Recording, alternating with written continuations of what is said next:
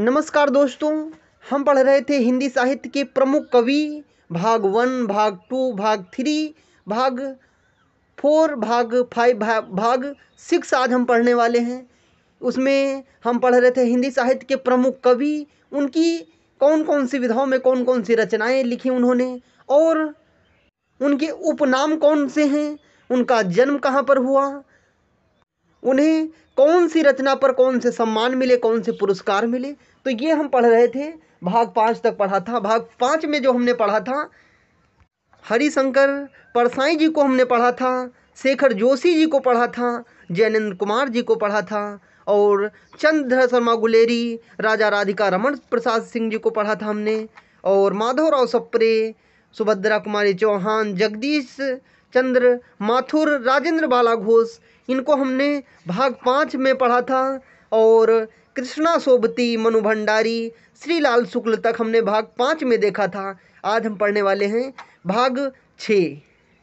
भाग 6 में हम पढ़ेंगे सबसे पहले भारतेंदु हरिश्चंद्र जी को। बाद हम धर्मवीर भारती जी को पढ़ेंगे, वीर भारती जी को पढ़ेंगे, मोहन राकेश जी को पढ़ेंगे, सर्वेश्वर दयाल सक्सेना जी को पढ़ेंगे। तो हम एक एक करके देखते हैं कवियों को, उनके काव्य रचना साहित्य कौन कौन सी विधाओं में कार्य रहा, तो उनको हम देखेंगे। सबसे पहले भारतेंदु हरिश्चंद्र जी को कौन कौन से नामों से जाना जाता है, पहले तो हम ये जानते हैं। कलयुग का कन्हैया के नाम से भी जाने जाते हैं। कौन? भारतेंदु हरिश्चंद्र जी। कलयुग के कन्हैया कौन है? भारतेंदु हरिश्चंद्र जी। उर्दू में रसा नाम से रचनाएं लिखते थे। कौन? भारतेंदु हरिश्चंद्र जी। कलयुग का कन्हैया किसे कहा जाता है? भारतेंदु हरिश्चंद्र जी को कहा जाता है। उर्दू में रसा नाम से रचनाएं कौन लिखता था? भारतेंदु हरिश्चंद्र जी लिखते थे। भारतेंदु इनकी उपाधि थी। इनका मूल नाम क्या था? हरिश्चंद्र था। लेकिन भारतेंदु उपाधि इनको कब मिली? भारतेंदु उपाधि 1880 ईस्वी में इन्हें मिली। उपाधि 1880 में काशी के कुछ विद्वानों ने दी, जिसमें रामेश्वर दत्त व्यास जी एवं अन्य साहित्यकारों ने दी। इन्हें भारतेंदु को उपाधि कब मिली? 1880 में रामेश्वर दत्त व्यास जी एवं अन्य साहित्यकारों ने इन्हें ये उपाधि दी थी। इनका जन्म 1850 ईस्वी में हुई और इनकी मृत्यु जो हुई थी 1885 ईस्वी में हुई थी। इनका जो समय रहा 1850 ईस्वी से लेकर 1885 ईस्वी तक रहा है। और इनका अगर हम जन्म स्थान देखेंगे तो काशी के प्रतिष्ठित वैश्य परिवार में हुआ था। किसका? काशी के प्रतिष्ठित वैश्य परिवार में किसका जन्म हुआ था? भारतेंदु हरिश्चंद्र जी का। इनके पिता का क्या नाम था? गोपाल चंद्र गिरधर दास। गोपाल चंद्र गिरधर दास किसके पिताजी का नाम था? गोपाल चंद्र गिरधर दास, जो भारतेंदु हरिश्चंद्र जी के पिता का नाम था। ये भी एक बहुत बड़े विद्वान थे, इनके पिताजी भी। अब हम देखते हैं इनके कविता साहित्य या काव्यखंड कौन कौन से हैं। किसके? भारतेंदु हरिश्चंद्र जी के। भक्ति सर्वस्व प्रेम मालिका, कार्तिक स्नान, वैशाख, प्रेम तरंग, उत्तरार्ध, भक्तमाला, प्रेम प्रलाप, गीत गोविंद, शतसई, श्रृंगार, होली, मधुमुकुल, राग संग्रह, वर्षा विनोद, विनय प्रेम पचासा, फूलों का गुच्छा, प्रेम फुलवरी और कृष्ण चरित्र, श्री अलवृत वर्णन, श्री राजकुमार, सुस्वागत पत्र, सुमनो अंजलि और श्री जीवन जी, तुरंग, तन्मय लीला, दान लीला, रानी छदम लीला, संस्कृत, उर्दू का श्यामा प्रबोधिनी, प्रताप समीरन, प्रात समीरन, बकरी विलाप, स्वरूप चिंतन, श्री राजकुमार सुभागमन वर्णन, भारत शिक्षा और श्री पंचमी, श्री सर्वोत्तम स्रोत, निवेदन पंचक, मान सोपायन, प्रातः स्मरण स्रोत, हिंदी की उन्नति पर व्याख्यान, अपवर्ग, दाष्टक, मनोमुकुल माला और वेणुगति, श्रीनाथ स्तुति, मूल प्रश्न, अपवर्ग, पंचक, पुरुषोत्तम पंचक, भारत वीरत्व, श्री श्री सीता वल्लभ स्रोत, श्री रामलीला, भीष्म स्तोराज और मानलीला फूल, बुझौल, बंदर सभा, विजय वल्लरी, विजयानी और विजय वैजंती, नए जमाने की मुकरी, जाति संगीत, रिपुनाष्टक, स्फुट कविताएं, प्रिंस ऑफ वेल्स के पीड़ित होने पर कविता।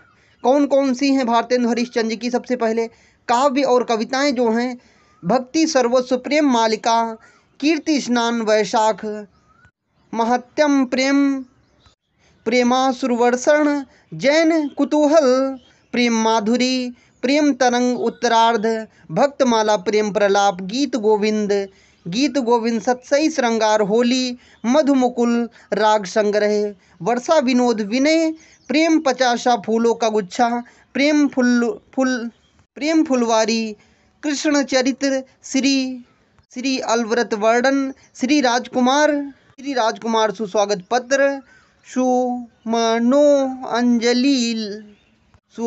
अंजलि और श्री जीवन जी महाराज, चतुरंग, देवी दक्षम लीला, प्रातः स्मरण, मंगल पाठ, प्रातः संस्मरण, मंगल पाठ और दैन्य प्रलाप, उरेहना, तमन्या लीला, दान लीला और रानी छद्म लीला, संस्कृति, नवीन वसंत, होली, स्फुट समस्याएं, मुंह दिखावनी, उर्दू का स्यापा, प्रबोधनी, पात समीरन, बकरी, विलाप, स्वरूप चिंतन, श्री राजकुमार शुभागमन वर्णन, भारत शिक्षा, श्री पंचमी, श्री सर्वोत्तम स्रोत, निवेदन पंचक, मान सोपायन और प्रातः स्मरण स्रोत, हिंदी की उन्नति पर व्याख्यान, अपवर्ग पंचक, पुरुषोत्तम पंचक और भारत वीरत्व, श्री सीता वल्लभ स्रोत, श्री रामलाल, भीष्म स्तोराज, मान लीला, फूल बुझौल, बंदर सभा, विजय वल्लरी, विजयानी, विजय वैजंती, नए जमाने की मुकरी, जातीय संगीत, रिपुनाष्टक, स्फुट कविताएं, प्रिंस ऑफ वेल्स के पंडित होने पर कविता। अब हम भारतेंदु हरिश्चंद्र की मौलिक नाटक कौन कौन से हम देख लेते हैं। वैदिक हिंसा न भवति, ये 1873 ईस्वी में लिखा गया नाटक है। वैदिक हिंसा न भवति ये कितने सन में लिखा गया? ये 1873 ईस्वी में लिखा गया नाटक है। विशस्य विषमौषधम 1876 ईस्वी में लिखा गया। ये क्या है? इनका मौलिक नाटक है। प्रेम जोगनी 1875 ईस्वी में लिखा गया नाटक है इनका। ये चंद्रावली 1876 ईस्वी में लिखा गया नाटक है। भारत दुर्दशा 1880 ईस्वी में लिखा गया नाटक है। नील देवी 1881 ईस्वी में लिखा गया नाटक है। अंधेरी नगरी 1881 ईस्वी में लिखा गया नाटक है। सती प्रताप 1883 ईस्वी में लिखा गया नाटक है। ये इनके मौलिक नाटक है। एक बार फिर से हम मौलिक नाटकों को देख लेते हैं। वैदिक हिंसा न भवति 1873 ईस्वी में। विशस्य विषमौषधम 1876 ईस्वी में लिखा गया। प्रेम जोगिनी 1875 ईस्वी में लिखा गया। चंद्रावली 1876 ईस्वी में लिखा गया। भारत दुर्दशा 1880 ईस्वी में लिखा गया। नील देवी 1881 ईस्वी में लिखा गया। अंधेरी नगरी 1881 ईस्वी में लिखा गया। सती प्रताप 1883 ईस्वी में लिखा गया नाटक है। ये कैसे हैं? मौलिक नाटक हैं। देखते हैं भारतेंदु हरिश्चंद्र के निबंध कौन कौन से हैं।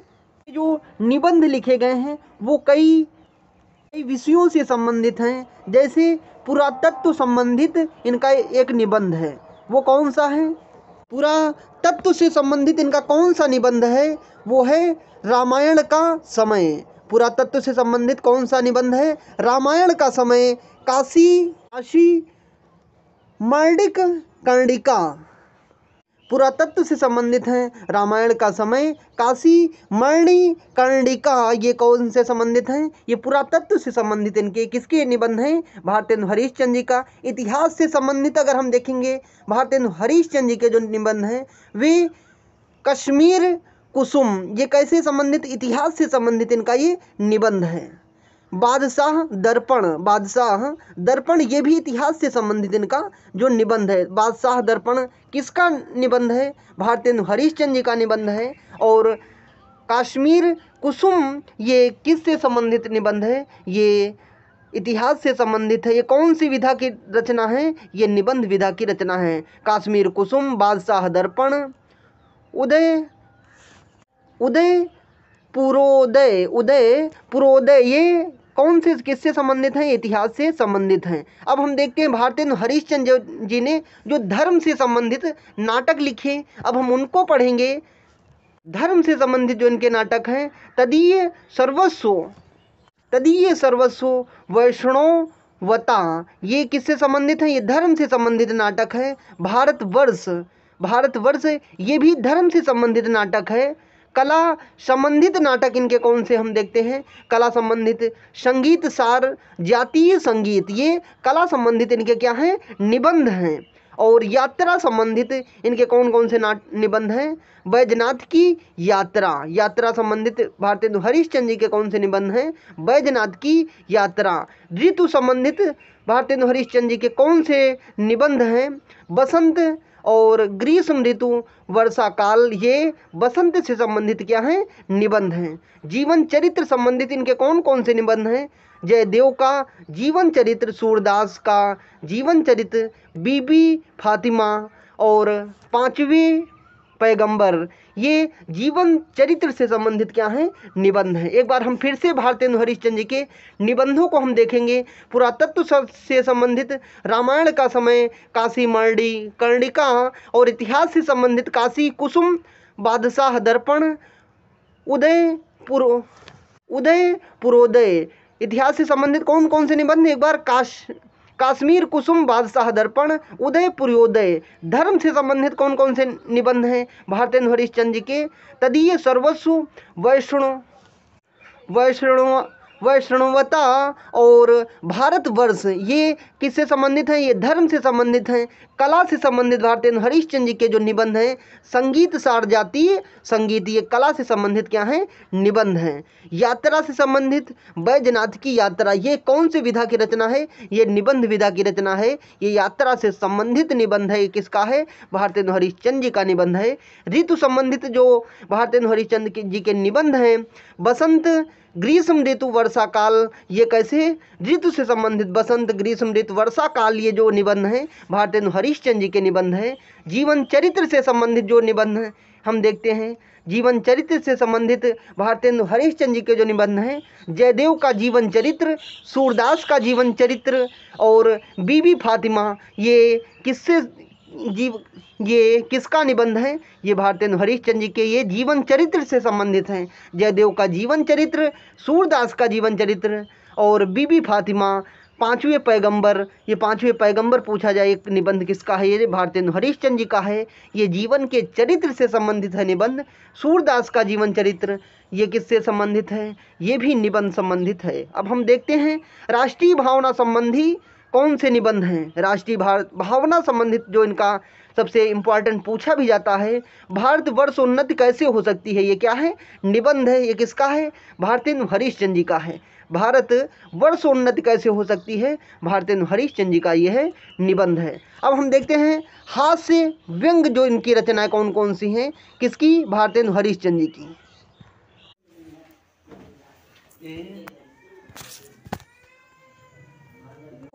भारतवर्ष उन्नति कैसे हो सकती है, ये भारतेंदु हरीशचंद्र जी का क्या है?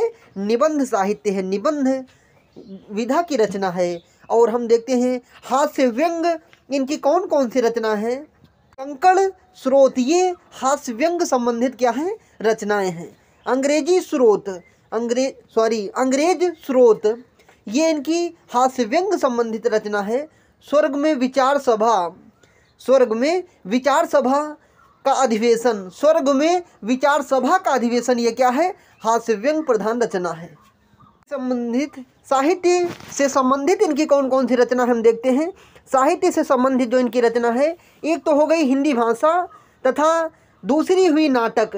साहित्य से संबंधित कौन कौन सी रचना है? एक हिंदी भाषा और दूसरी नाटक हुई।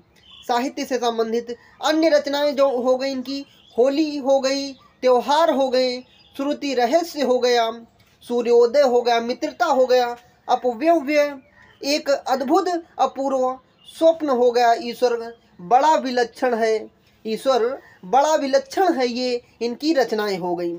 एक बार हम फिर से निबंध साहित्य से संबंधित एक बार फिर से देख लेते हैं। राष्ट्रीय भावना से संबंधित भारतवर्षोन्नत कैसे हो सकती है, हास्य व्यंग रचनाएं, कंकड़ स्रोत, अंग्रेजी स्रोत और स्वर्ग में विचार सभा का अधिवेशन, साहित्य से संबंधित हिंदी भाषा और नाटक, अन्य होली, त्योहार, श्रुति रहस्य, सूर्योदय, मित्रता, अपव्यव्य, एक अद्भुत अपूर्व स्वप्न, ईश्वर बड़ा विलक्षण है आदि। ये क्या है इनके? ये भारतेंदु हरिश्चंद्र जी के हास्य व्यंग रचनाएं हैं और कुछ अन्य रचनाएं भी थी, हमने देखा। इसके बाद हम देखते हैं धर्मवीर भारती जी की काव्य रचनाएं कौन कौन सी हैं। धर्मवीर भारती जी की कौन कौन सी काव्य रचनाएं हैं? सबसे पहले तो ये हम देखते हैं काव्य रचनाएं। ठंडा लोहा, ये 1952 ईस्वी में लिखी गई है, क्या है इनकी? काव्य रचना है। सात गीत वर्ष, ये क्या है इनकी? ये भी इनकी काव्य रचना है, ये 1959 ईस्वी में लिखी गई, क्या है? काव्य रचना है। सपना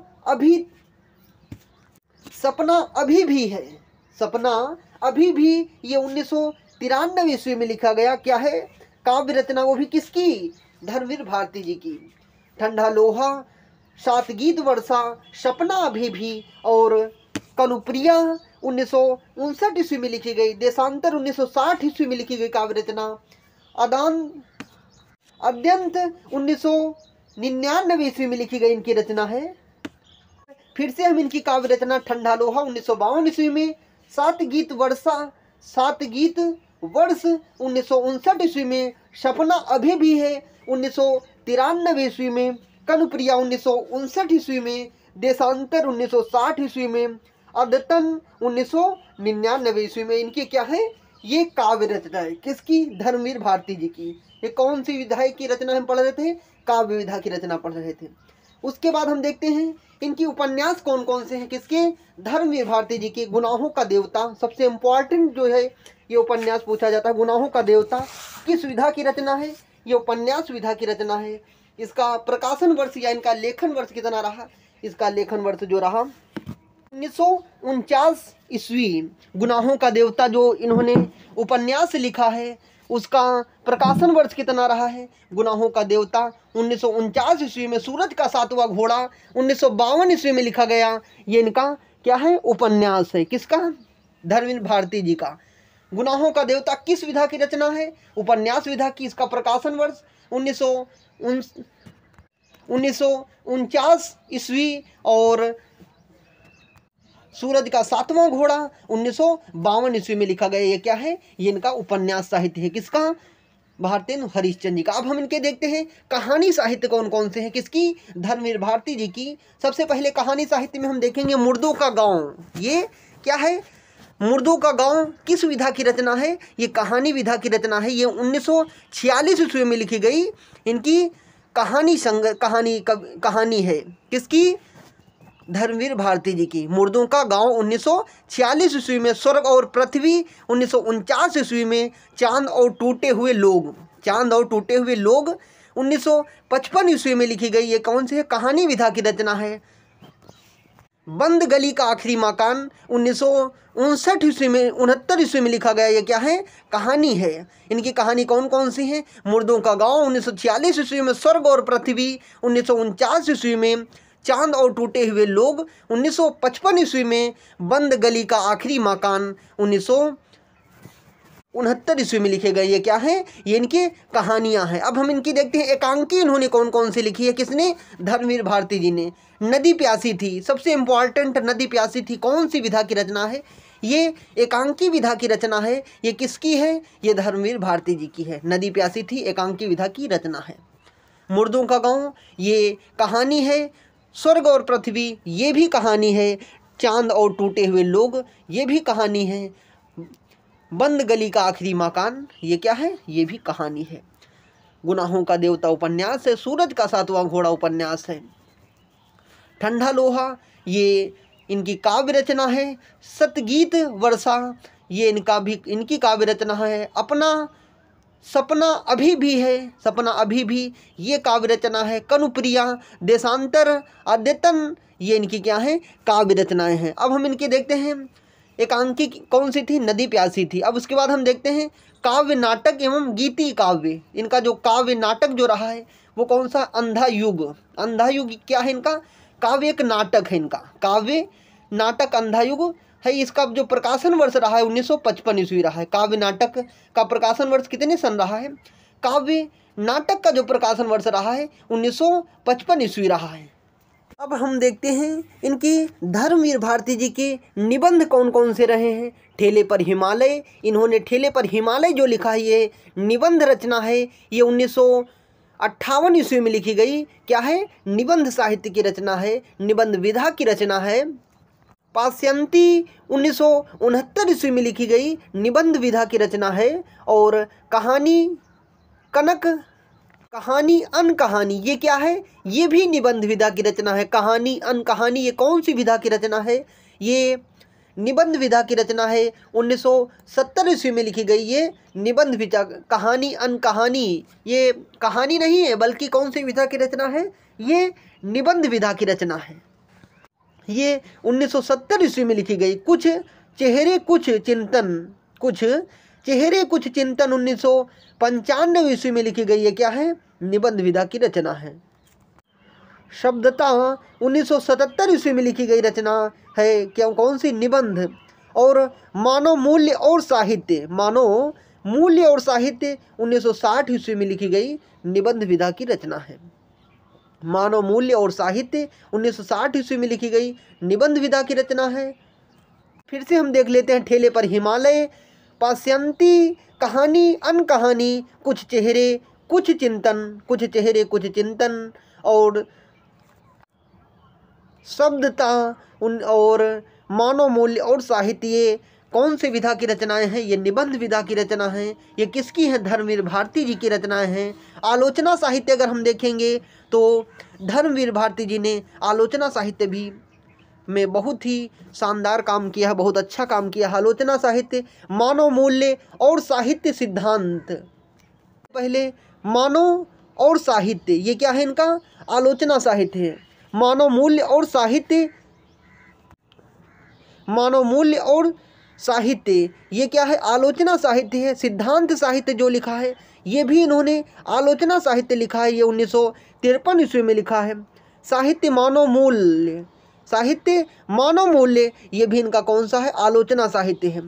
प्रगतिवाद एक समीक्षा, प्रगतिवाद एक समीक्षा ये किसका आलोचना साहित्य? ये कौन सी विधा की रचना है? प्रगतिवाद एक समीक्षा। प्रगतिवाद एक समीक्षा ये आलोचना साहित्य की विधा की आलोचना साहित्य है। महाकवि की खोज, ये महाकवि की खोज, महाकवि की खोज ये भी आलोचना साहित्य है। लोकायती वैष्णव विष्णु प्रभाकर, लोकायती वैष्णव विष्णु प्रभाकर 1987 ईस्वी में संत रैदास का निर्वाण संप्रदाय 1990 ईस्वी में लिखा गया आलोचना साहित्य है। कबीर के आलोचक, कबीर के आलोचक 1997 ईस्वी में लिखा गया आलोचना साहित्य है। कबीर बाज भी ये आलोचना साहित्य है।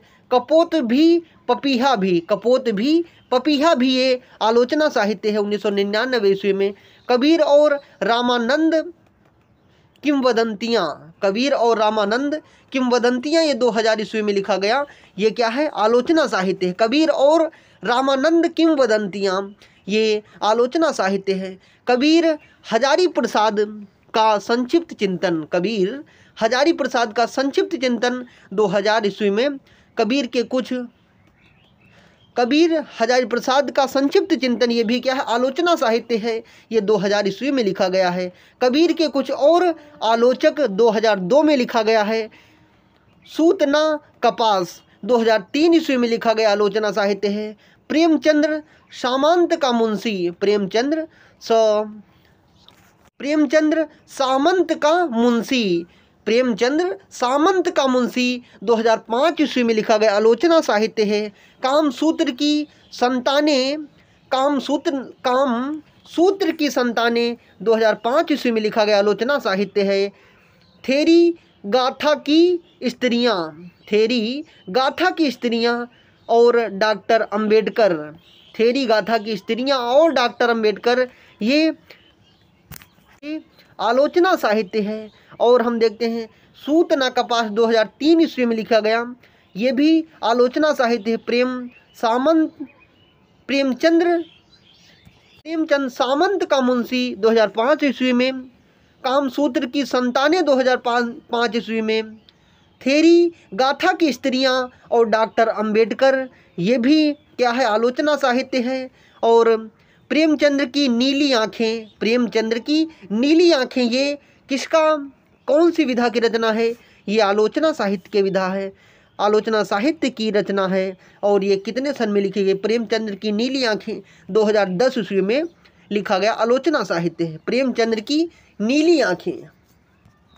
खसम खुशी क्यों होए, ये भी खसम खुशी क्यों होए 2013 ईस्वी में लिखा गया है, क्या है, ये आलोचना साहित्य है। और हम देखते हैं दलित चिंतन का विकास, ये भी आलोचना साहित्य है। दलित चिंतन का विकास आलोचना साहित्य है। अभिशाप्त चिंतन से इतिहास, ये भी क्या है, आलोचना साहित्य है। चिंतन की ओर, ये भी क्या है, आलोचना साहित्य है। आत्मकथा जो है, आत्मकथा हम देखते हैं धर्मवीर भारती जी की कौन कौन सी हैं। मेरी पत्नी और भेड़िया, ये क्या है, आत्मकथा है। किसकी है, धर्मवीर भारती जी की है। मेरी पत्नी और भेड़िया, ये कौन सी विधा की रचना है, ये आत्मकथा विधा की रचना है। ये किसकी है, ये धर्मवीर भारती जी की है। ये कितने सन में लिखी गई, 2009 में लिखी गई। मेरी पत्नी और भेड़िया, ये क्या है, आत्मकथा विधा की रचना है, धर्मवीर भारती जी की 2009 में लिखी गई है। ये रिपोर्टाज इन्होंने कौन से लिखे हैं, धर्मवीर भारती जी ने, कुछ यात्रा 1972 ईस्वी। रिपोर्टाज इन्होंने कौन से लिखे हैं, किसने, धर्मवीर भारती जी ने। कुछ यात्रा 1972 ईस्वी में रिपोर्टाज धर्मवीर भारती जी का है। सम्मान और पुरस्कार इन्हें कौन कौन से मिले, हम देखते हैं। सपना अभी भी काव्य संग्रह है, सपना अभी भी काव्य संग्रह है। इन्हें कौन कौन से पुरस्कार मिले, कौन कौन से, सन 1972 ईस्वी में भारत सरकार ने इन्हें साहित्य के लिए पद्मश्री से सम्मानित किया। इन्होंने जो साहित्य लिखा, संपूर्ण साहित्य के लिए इन्हें भारत सरकार ने पद्मश्री से सम्मानित कौन से सन में किया, 1972 ईस्वी में। सन 1984 ईस्वी में हल्दी घाटी श्रेष्ठ पत्रकारिता पुरस्कार से भी इन्हें सम्मानित किया गया। सन 1988 ईस्वी में संगीत नाटक अकादमी ने इन्हें नाटक लेखन में सर्वप्रथम नाटककार पुरस्कार से भी सम्मानित किया। और 1889 ईस्वी में भारतीय पुरस्कार से भी सम्मानित किया गया। तो ये इन्हें कौन कौन से पुरस्कार मिले, ये हमने देखा। और 1985 ईस्वी में साहित्य अकादमी रत्न सदस्य भी इन्हें मिला। अब हम देखते हैं मोहन राकेश जी ने कौन कौन सी रचनाएं लिखी, कौन कौन से इनके निबंध, कहानी संग्रह, कौन कौन सी विधाओं में लेखन कार्य रहा।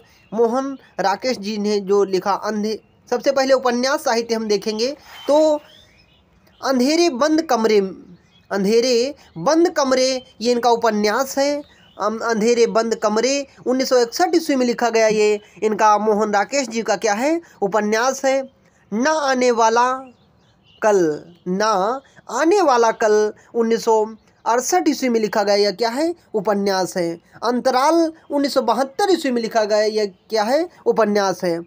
कांपता हुआ दरिया अपूर्ण, ये इनका जो उपन्यास अपूर्ण रह गया है, पूर्ण नहीं हुआ है। तो इनके कौन कौन से उपन्यास?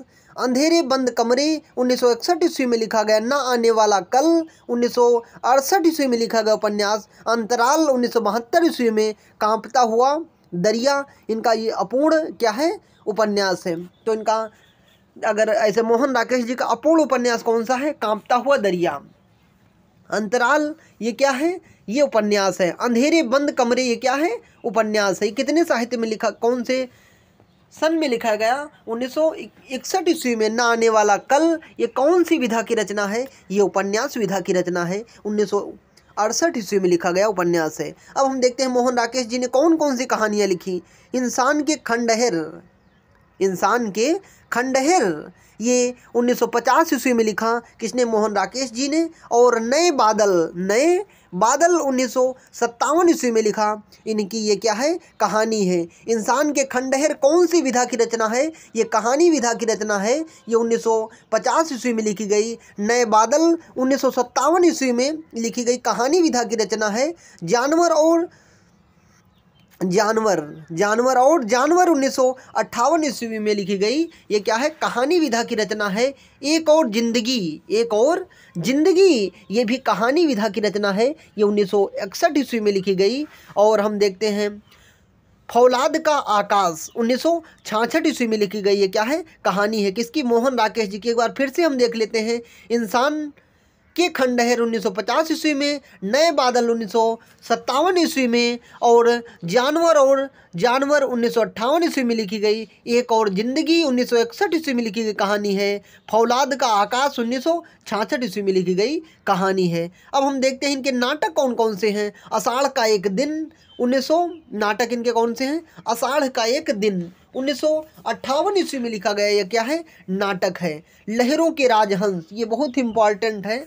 आषाढ़ का एक दिन, लहरों के राजहंस, ये लहरों के राजहंस ये कौन सी विधा की रचना है? ये नाटक विधा की रचना है। इसका प्रकाशन वर्ष जो देखेंगे तो 1963 ईस्वी में हुआ है।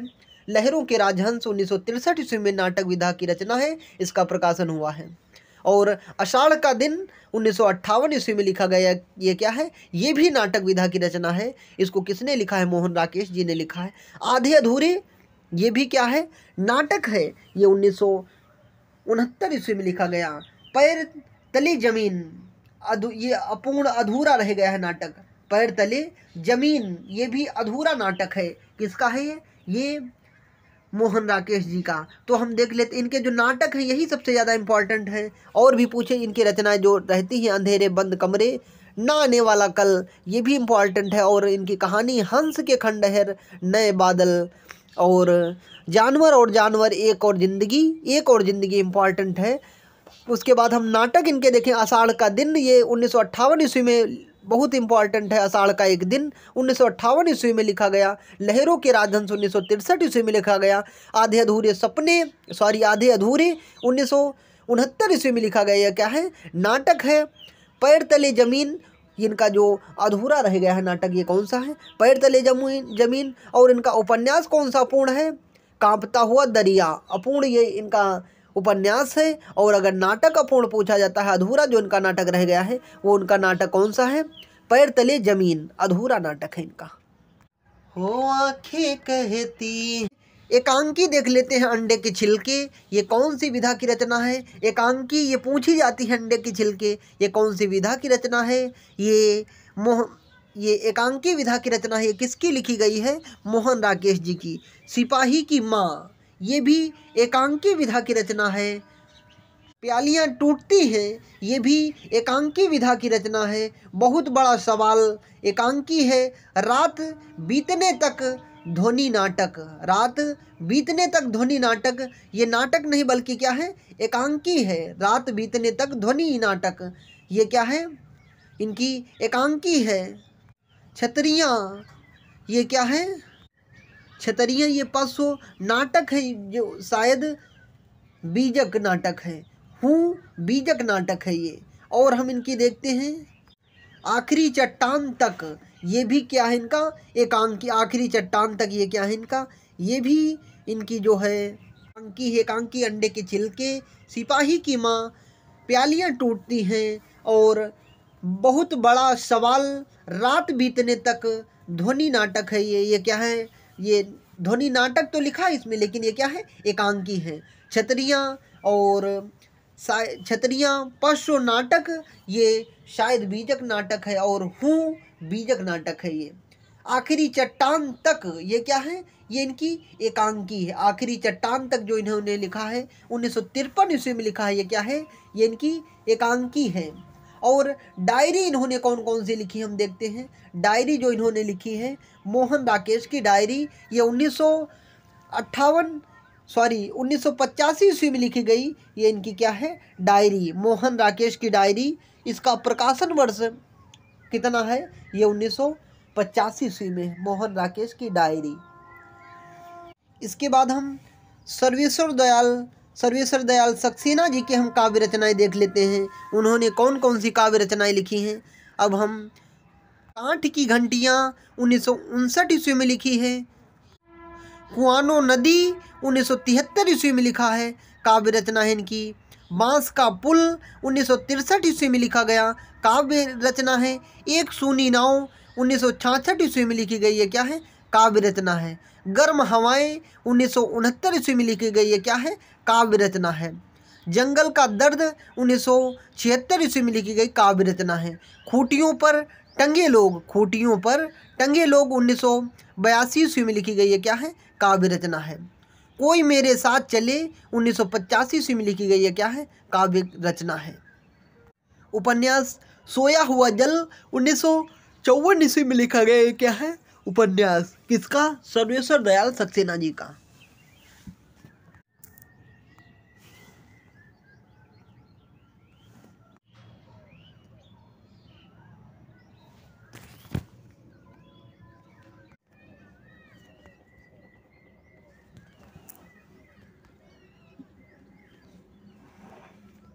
सर्वेश्वर दयाल सक्सेना जी के हम काव्यखंड देख लेते हैं।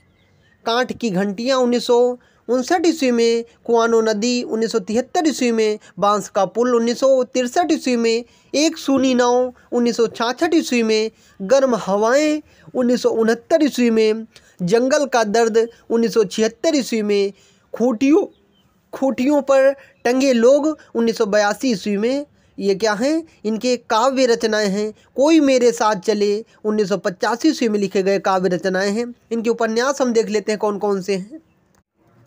सोया हुआ जल 1954 ईस्वी में लिखा गया, ये क्या है? उपन्यास है। पागल कुत्तों का मसीहा 1977 ईस्वी में लिखा गया, ये क्या है? उपन्यास है। शून्य चौखट 1981 ईस्वी में लिखा गया, ये क्या है? उपन्यास है। सम्मान और पुरस्कार, खूंटियों पर टंगे लोग, काव्य साहित्य अकादमी पुरस्कार इस पे मिला। खूंटियों पर टंगे लोग पर इन्हें कौन सा पुरस्कार मिला? साहित्य अकादमी पुरस्कार 1983 ईस्वी में मिला। किसको? सर्वेश्वर दयाल सक्सेना जी को। किस पर? खूंटियों पर टंगे लोग, ये इनका काव्य है। इस पर कौन सा पुरस्कार? साहित्य अकादमी पुरस्कार 1983 ईस्वी में मिला। तो आज हम यहीं तक पढ़ेंगे। उसके बाद अगले भाग में शायद मुझे यकीन है कि भाग 7 तक ये जितने इम्पोर्टेंट कवि हैं समाप्त हो जाएंगे। आज हमने पढ़ा भाग 6। नमस्कार दोस्तों।